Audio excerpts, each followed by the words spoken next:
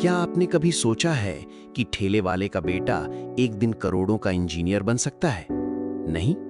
तो आज की कहानी सुनने के बाद आप कहेंगे, सपनों से हकीकत तक का सफर असंभव नहीं है। लोग कहते थे, तेरे बस का नहीं है, तू फल वाले का बेटा है। लेकिन अर्जुन ने सबको गलत साबित कर दिया। कैसे?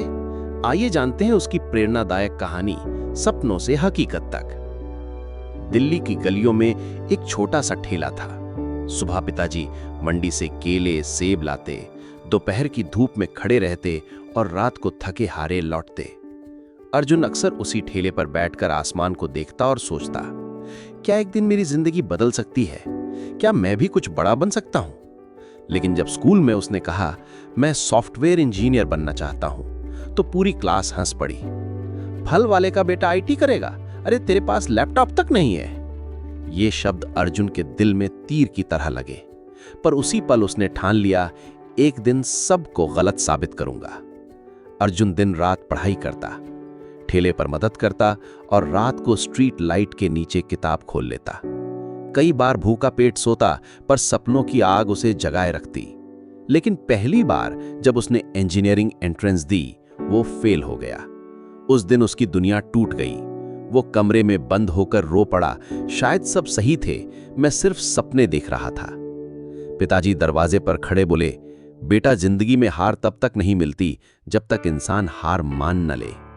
मैं ठेला खींच सकता हूं, तू किताबें क्यों नहीं खींच सकता?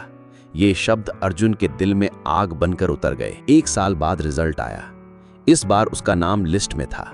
उसे शहर के एक अच्छे इंजीनियरिंग कॉलेज में दाखिला मिल गया। कॉलेज पहुंचा तो नई चुनौतियां सामने थीं। न लैपटॉप था, न अंग्रेजी का कॉन्फिडेंस। क्लास में अक्सर चुप रहता, समझ नहीं पाता।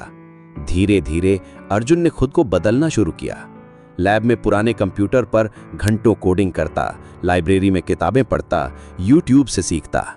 पहली बार जब उसने अपना छोटा सा सॉफ्टवेयर बनाया, उसकी आंखों में आंसू आ गए।